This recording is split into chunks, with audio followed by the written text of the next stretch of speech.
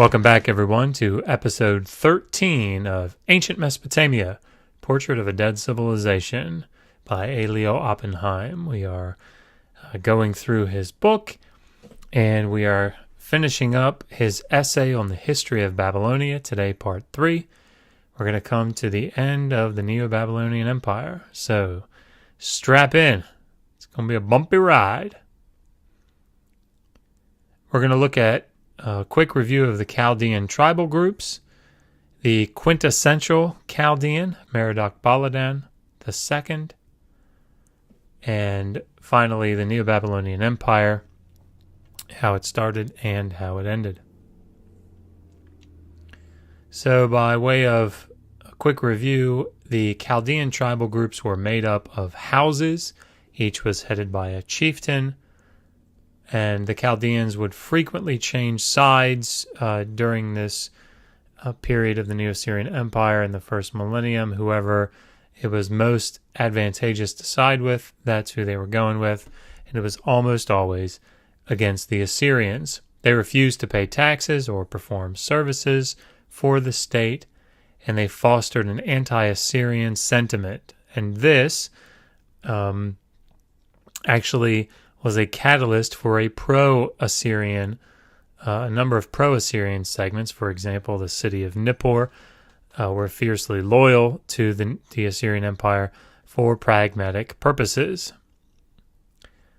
Elam to the east would often help the Chaldeans, providing weapons or aid, as they were interested in a weak Assyria, which is when you have a powerful central empire and you want your freedom as an independent state in the periphery. You want that central power to be weakened. You want it to be dealing with problems at home, or you want it to just not have the military might or the funding to go on campaigns. And so anything that you can do, including helping these Chaldeans to keep the Neo-Assyrian Empire weak, is something that they were very happy to do. Now, the quintessential Chaldean was a guy named Merodach-Baladan II. He appears first in the reign of Tiglath-Pileser III in the late 8th century. We'll get into him a little bit more when we do a more detailed look at Mesopotamian history, but something that you should note, Tiglath-Pileser III is a king that follows a period of weakness in the Neo-Assyrian Empire. And in 745 BCE, when he comes to the throne, he brings might and power back to the Neo-Assyrian Empire. But Merodach-Baladan was a thorn in his side and in kings that came after. So he made Merodach-Baladan II made himself king at Babylon, 721 to 710, with the help of Elam. And Sargon II was preoccupied with dealing with the Elamite army, and he really couldn't do anything about it, although he really disliked Merodach-Baladan being in that position. In 703, Merodach-Baladan again tries to overthrow the Babylonian king with a coalition that he informed, and Sennacherib is eventually able to force him into Elam. But this, the thing that you need to know about this quintessential Chaldean, Merodach-Baladan, is that he has the ability to strike, set himself up, and then when the pressure actually does come, when the Neo-Assyrian king is actually able to muster enough strength or time or whatever to come down and actually put some pressure on him, he's able to sort of shrink back into the marshes, right? Or go into Elam and get some support, and then come back at the next opportune time.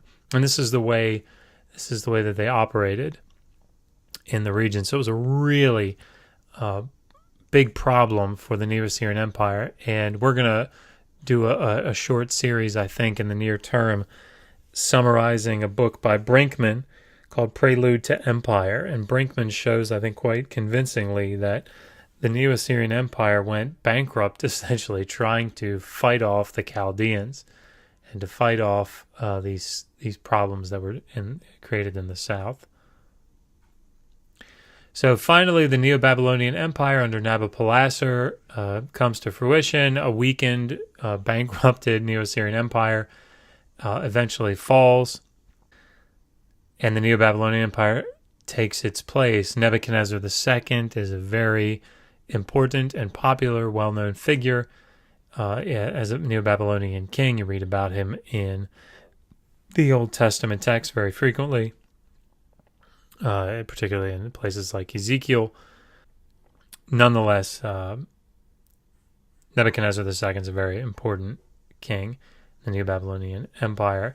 At the end, 555 to 539, you have this kind of interesting guy, this king Nabonidus.